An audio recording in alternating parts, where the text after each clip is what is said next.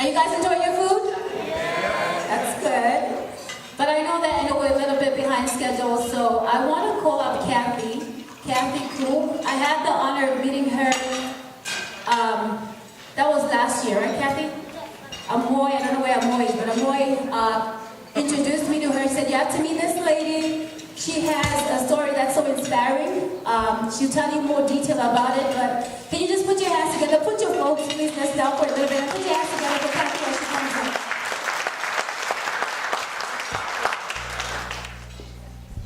Hello, good evening, everyone. Hello, my name is Kathy. I'm currently 26 years old, and I was diagnosed with acute narrow-angle glaucoma when I was 23 years old.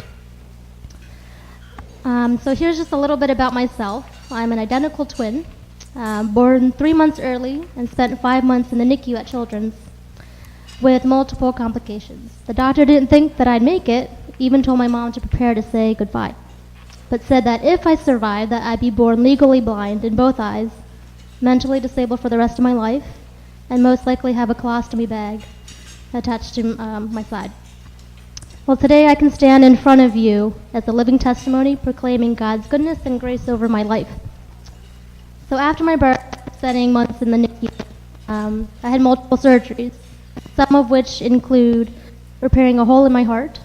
I had half of my large and small intestines removed, surgeries to stop further retinal detachments in both eyes.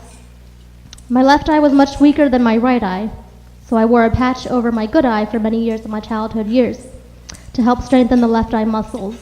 And I was told by my eye doctor that I'd eventually go blind in my left eye, but that I had the option of undergoing a surgery that may give me many more years of vision before that were to happen.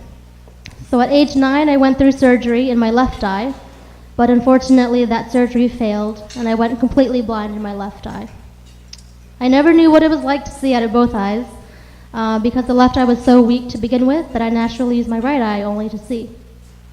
There were many things I had to learn to adjust to, one being having no depth perception. And I don't know if many people realize what depth perception is, but I've been told that people without depth perception and can only see out of one eye sees the world as flat. And there was one story where this lady was able to see with both eyes, and she said everything just seemed to pop out at her. So I don't know what that's like, but this is my world that I live in. But down to everyday things that having no depth perception affects. Even just stepping up on these steps, I can't really tell for sure how steep of a step it is. Even just walking to the buffet line with the lighting, having to have this extra light, it's things that I have to consider because I don't have as good a vision as I guess most other people. But anyway, so I was told by my retinal specialist that the surgery I had as an infant to repair the retinal detachments would keep the vision in my right eye stable for many years, unless an injury were to happen. Until Sunday, April 4th, 2011, I was 23 years old. I was out at dinner with my husband and his parents at a restaurant. Everything was like any other normal day until about the middle of dinner, when I started experiencing pain around the bridge of my nose, and I noticed a change in my vision. The lights were dim to begin with, and the waiters seemed to get blurrier, but I just kind of brushed it off thinking, well, that my eye was tired and the lighting was dim, that I probably just needed to rest and it'll be better later. However, the pain around my nose became worse, and I soon noticed that I was looking around that I could only see silhouettes of people. I couldn't even see the eyes, the nose, the mouth of people, not even a blur, just a black outline. But still, I just brushed it off thinking, well, I guess I must be really tired because I can't see anything right now. But it wasn't until after dinner was over, until we walked outside, when I knew something was terribly wrong. I saw rainbow halos or rings around the street lamps and the car headlights as they were driving by, and I panicked and kept repeating to my husband, like, something's wrong with my vision. We quickly walked to a nearby CVS that was brightly lit just to see whether that would help, and I noticed that everything was a blur, and I couldn't see anything on the shelf, just the blur of the items, but couldn't see the price tags or even the names of the items. We drove immediately to a nearby hospital, and well, by then the pain was getting worse. and I was beginning to feel nauseous.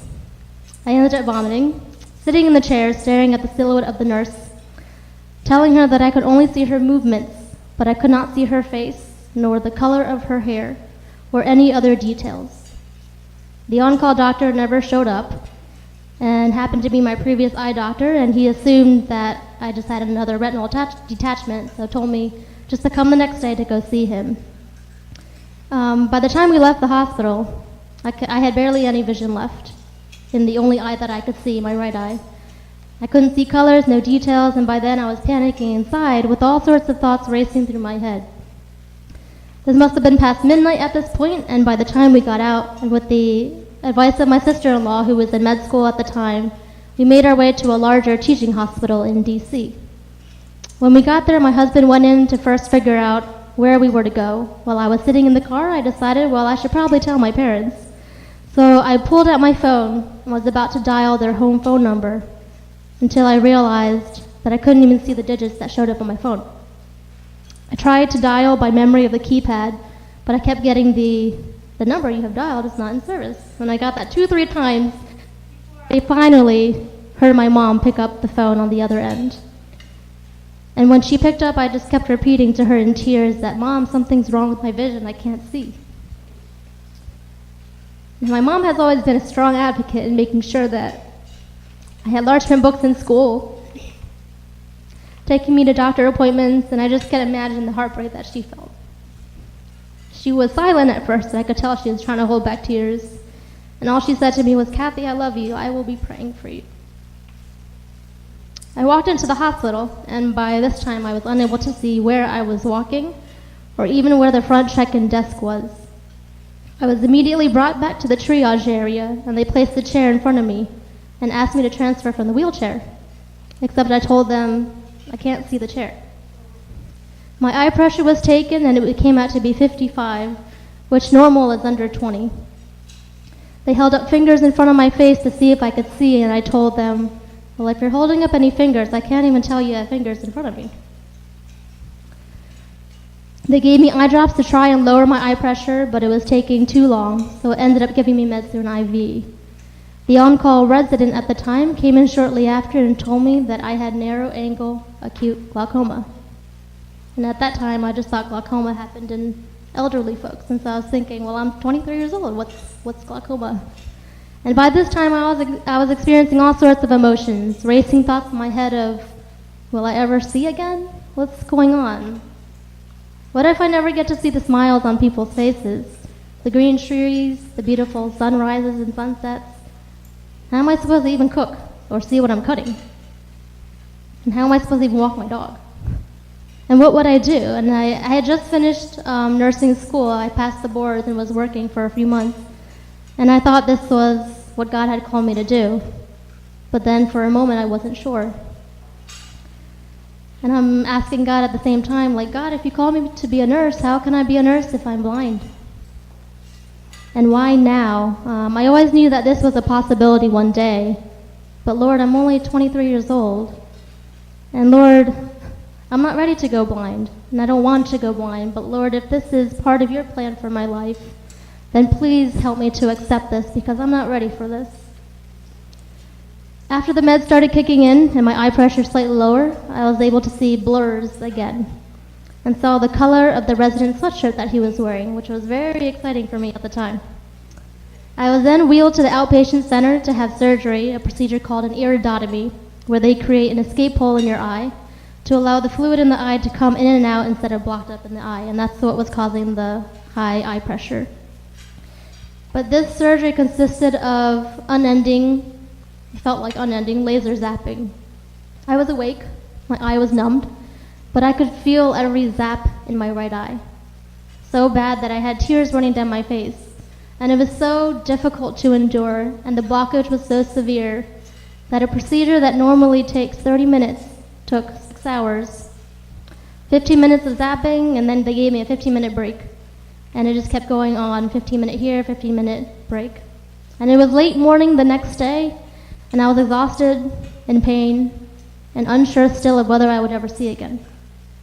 And the procedure took so long that I developed a corneal tear from the lens that they placed on my eye to keep my eyelids open. and they were only able to make a small breakthrough. And they told me, well, it's not over yet. You have to return in a few days after your abrasion heals to do the second round of laser zapping. During those few days, I had to keep my eyes closed to allow the abrasion to heal. Whether I kept my eye open or closed, the sharp pain was felt every second of the day. No relief whatsoever. I then finally returned for the second round, a few days later, in which they did the same thing. And finally, they made a breakthrough and a small hole was created. And within those 2 weeks, I had returned to the hospital 10 times for checkups in DC. But now I just had to wait to see how much vision would return, if it did at all. So I tried to get out of the house a little. I went to eat at a restaurant with my twin sister and realized I couldn't read the menu. I tried to go browse Barnes & Noble, but realized when I picked up the books, I couldn't read what the text was saying. I began to feel sad and tried to let reality sink in that maybe this is what I had to deal with and accept. And was life really going to be like this from here on out? And I finally knew and got to experience what it was like to be blind for at least just a few days, having to feel my way to get to the bathroom in the house, rely on sense of touch and hearing, and I started to appreciate the little things that I had taken for granted. After about 2 weeks, my vision started to slowly return after the inflammation had gone down from the surgery. Most of the vision I did have before did return. I did lose some vision, but God preserved enough vision for me to do my daily activities. So praise God for that. So for much of my life, I kept focusing on the things that I could not do with the lack of good vision, and that started to bring me down, but I decided that I had to focus on the things that I could do. And to this day, honestly, I still struggle with that from time to time, and it's so easy to compare. But God is working in me and allowing me to see the good in the situation that He places me in, and how His glory can be made known in all situations. So this all happened shortly after I finished nursing school, I passed my boards, and all hope for a nursing career seemed to just go down the drain. I wasn't sure, even with my current vision that I had after the surgery, whether I'd still be able to do that at all. I now wasn't allowed to hold a driver's license, so I couldn't drive anymore, and I didn't know what God had wanted to do with my life. So I had gone back to school to get a bachelor's degree, which I finished, and was on the verge of giving up on nursing until I applied to my current job at a pediatric doctor's office with children's.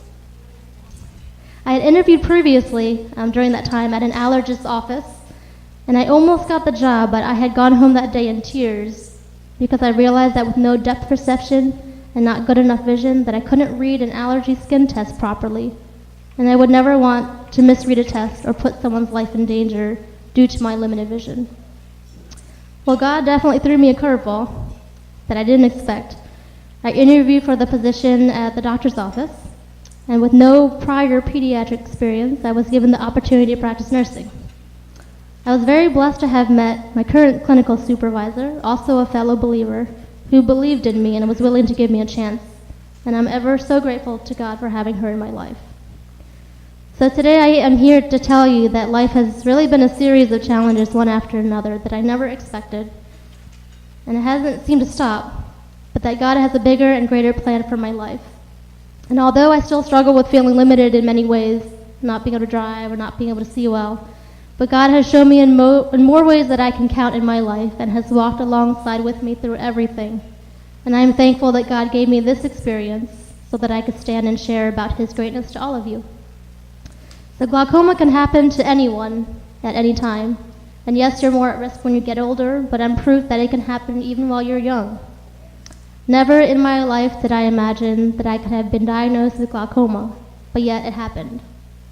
And cannot emphasize how important it is to get your eyes checked and how to appreciate the senses that God has given to you, and even the little things in life. The ability to drive, the ability to see where you're walking when you're hiking and not staring at the ground, trying to wonder whether the step is too steep and I couldn't do that. And the ability to read the menu at the restaurants, like if I walk into a McDonald's, I have to ask, hey, what's on the menu, can you tell me? Or even the ability just to walk, to talk, to hear, speak, or even light a candle on a cake without burning my fingernail, because that involves depth perception. Or I've been trying to catch a frisbee at the beach because every time I think the people know me. If I can't play frisbee, you throw it at me, then I try to hide because I can't tell distance, whether it's going to hit me in the head or fly way up above me. But praise God for all that He is and all that He's done in my life. And although there are things that I can't do, but there's many things that give me the ability to do. So I'm trying to focus on that. So I just thank you for letting me share with you my personal journey, its struggles and its joys. And I'm thankful that we can all gather here tonight as the body of Christ, raising money in hopes to share the love of Christ to those around us, in providing to the needy, and in giving sight to those who are in need of not only physical sight, but eyes that will see the love of Jesus through us. So thank you very much.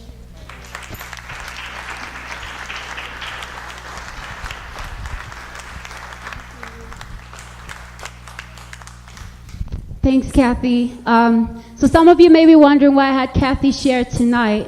When I met her, it was actually a time when I'd just been told that I'm going blind. And I remember sharing with Amoy, and she's like, you know what, there's somebody that I need you to speak with. And we had lunch, and we talked about just the challenge, how she was able to cope. But I saw just this person that has so much hope in God. And just hearing her story was so encouraging at me at the time, and that's exactly what I needed to hear from someone, to know that there is hope, right? That you can go through this process, and there's still life. There's still reason to give God praise, and still reason to give God, all the glory that He deserves.